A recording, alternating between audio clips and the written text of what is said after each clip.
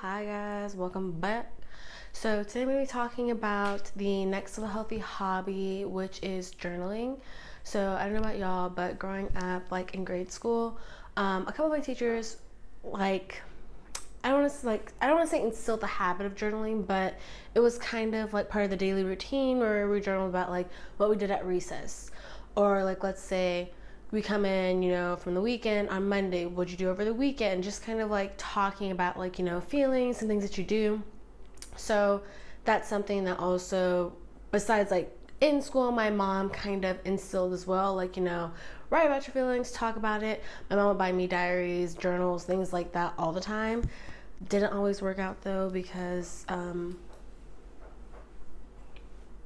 she did go through a couple of them, but we won't get into that. That doesn't even matter. Moving along.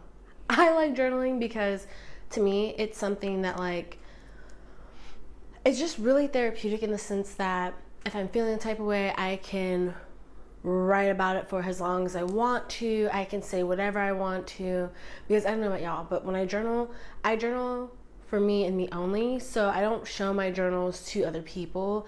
Obviously, I do have a couple of journals that I'm going to be showing you guys that I use, just because this is titled like journaling and note taking, or taking notes, something like that. Because I know everyone's not really like a journaler in the sense where, I'm writing about, my deepest, darkest emotions, or, I had a lot that's happened. It's more so like, yeah, this shit sucked, and, boom, you want to move on about your day. I get it. Some people are kind of different in that. I'm more of, the whimsical type. I want to write about it. I want to know exactly how I feel when I look back, like in 2 months. I want to know exactly how I felt at that moment, so I don't go back. So I'm whimsical about it. But anyway. One of the benefits of journaling is going to be stress relief and anxiety relief.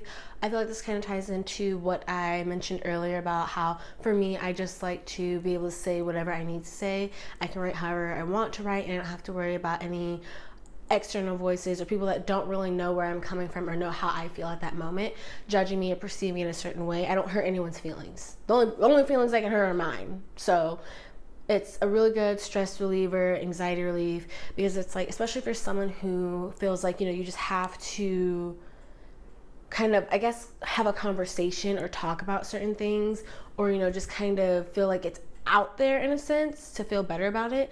Putting like that pen or pencil to paper is definitely doing that for you, and can definitely induce, those endorphins and, those good feelings about like, wow, like, maybe the weight isn't completely off of my shoulder, but it's definitely not as heavy. Next tip, journaling is a really good form of processing, very therapeutic form of processing, just being able to, as I kind of mentioned earlier, relieve that like stress and anxiety, putting the pen to paper and like, getting it out there, as well as building self-awareness. I don't know about you guys or those of you who are out there that have probably already journaled or you do it right now, but one thing that I love about journaling is, especially if you're trying to make it like a habit, like one of those things where it's like, it's part of like your morning routine or like your nightly routine, just like something that's, a form of like self-care. That's how I like to think about journaling, even when I don't have anything, chaotic going on. It's like a form of self-care. I can, talk about how I feel and, just like, I guess, capture the moment like a picture. Journaling for me is almost like a picture in some aspects. So yeah, but anyway, self-awareness. I like being able to, have a journal that I've been writing in for like, let's say 3 months. And, when I started journaling, let's say I was going through something, or, I felt really emotional about something, and let's see, it's May, so 3 months, that would have been like February, May, I'm writing in my journal, woo, and I go back, let me look in, February. Wow, I don't feel like crap anymore. Wow, like, I really got through a time I didn't think I was going to get through. I like that, as well as, when yourself, like you're working through certain habits that are bad for you, certain habits that aren't good, and it's like you're trying to correct them, you're on that journey, you're trying to do the right thing. Being able to, I'm not saying, have like a photographic memory, you're like, I remember exactly what day, how long the entry was, exactly where it's at, but you generally know like the months and like the weeks where you feel your best and you don't feel your best. You can usually decipher that, and loosely or generally, at least I can.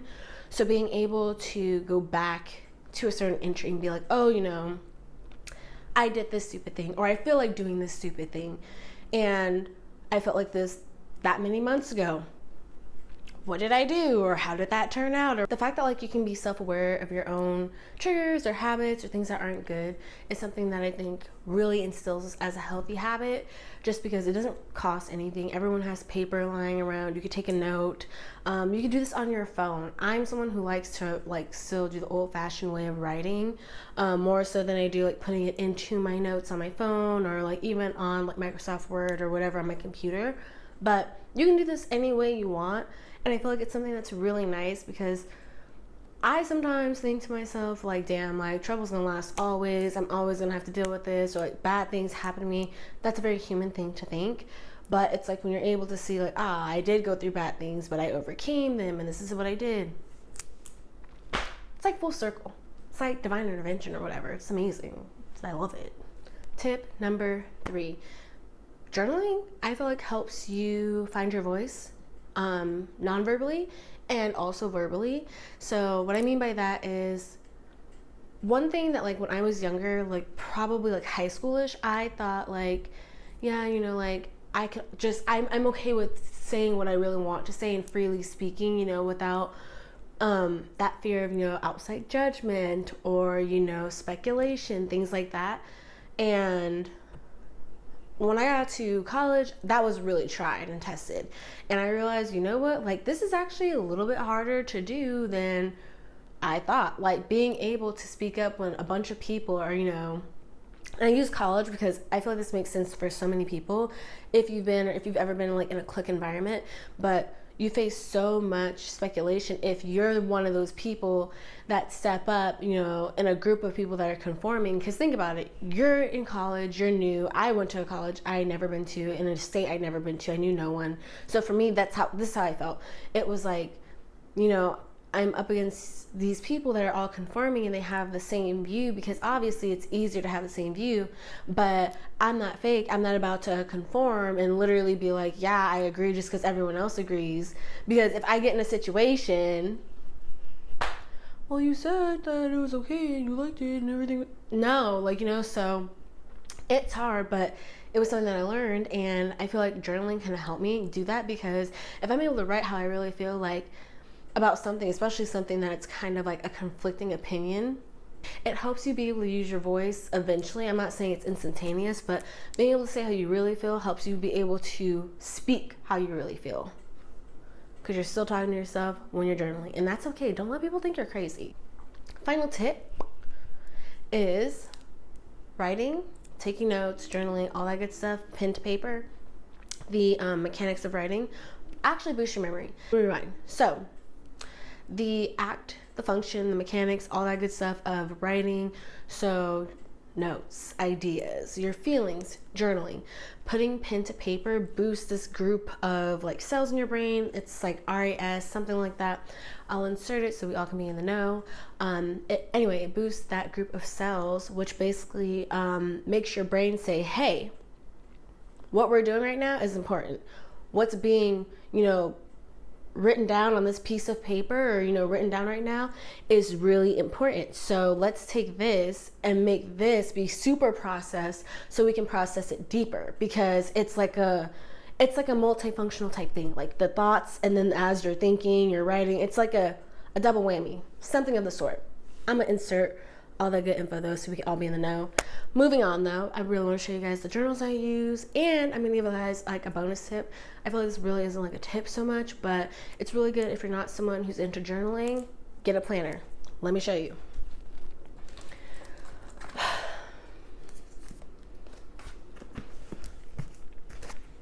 So hold on, this isn't all of them. Okay, so can you guys see these? Here I have, what is this? 1, 2, 3, 6 planners, six notebooks, sorry. 6 notebooks, and I write in all of them. 2 of them are my personal regular journals. So this is something that I recently started as of this year, just because 2020 was so trash Like, I literally filled this journal. I normally don't fill like journals in 1 year, like the span of a year. I usually do not fill them. It takes like maybe a year and a half. Sometimes I've had journals that have taken me 2 years, but that was when I was younger. I really didn't have shit going on in my life to really write about. But like lately, this took me a year. Like, this is basically filled. And I got this in June last year, because I finished the one before. So I basically started this thing anyway where I'm like, oh, like I should have like a yearly journal so I can go back, you know, year by year until whenever I want to stop this. And I can read about, you know, the experiences of that year, you know, that chapter of my life, whatever age, as a 20-something. So this is my 23. This one's done. I have yet to write in this one. This is my 24 because I just turned 24 this past Saturday.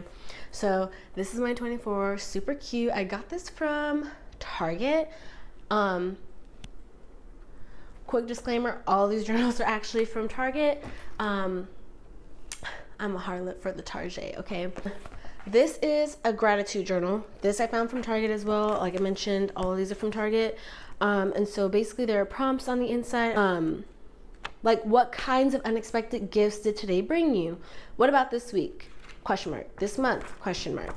Then there's like quotes, and then there's other exercises. So what are you grateful for today is like one of the ones I've seen predominantly, because it's the most simple one. Like, what are you grateful for today? Because think about it, most people don't really consider being, you know, thankful or practicing gratitude is something that's important, because we always obsess over like the little things, or rather not the little things, the bigger picture, and we kind of neglect the littler things.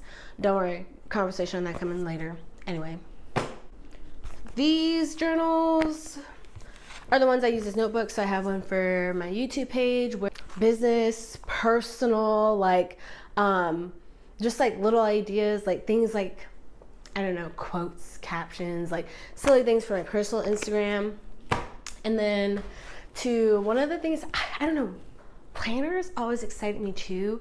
I was never a planner person though until maybe, oh gosh, my junior year of college, and that was 2017. But up until this point, girl, bet your bottom dollar, I always had a planner. It was never filled out or anything, but I always had a planner.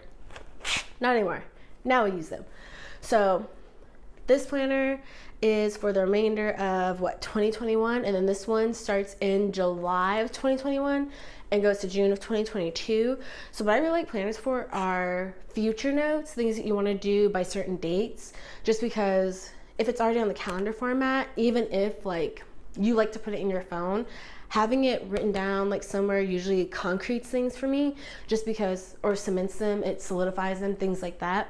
Because if I put it on my phone, or I put like a general time, because like I'm doing it really quick, but I know that I scribbled it down somewhere that's gonna, you know, be itemized, or that I know I would put it, oh, I can go back and see, oh, it's really not around 10 o'clock, but it's actually at 9:40. Like, why did I write 10 o'clock and I need to be there before 10? I don't know, but now I know. Okay, even if I'm not sure, let me call, because I have conflicting information. I can clear it up because I wrote it down wrong or whatever. Get what I'm saying? So planners are really good, obviously. Also for things like just future planning, goals, things like that, because for me, I like to be able to write things down and see them. It just cements things in my mind for me. It makes it more serious. So if I write it down, I know it's important. But you do you, boo. Anyway, that's my video. Those are my tips, the benefits that I found, and my healthy hobby that I enjoy, which is journaling. Go ahead and let me know if journaling is a healthy hobby for you, if it's something that you do. You be roasting yourself, people in your journals, you got a burn book. Don't let me know that, actually. I don't want to know. Let me know what you do though to, you know, stay mentally sane and, you know, just good in your healthy hobbies, because it's still Mental Health Awareness Month, and, you know, it's heating up outside. So, you know, craziness is happening too. We all gotta stay good out here. But let me know. Let me know.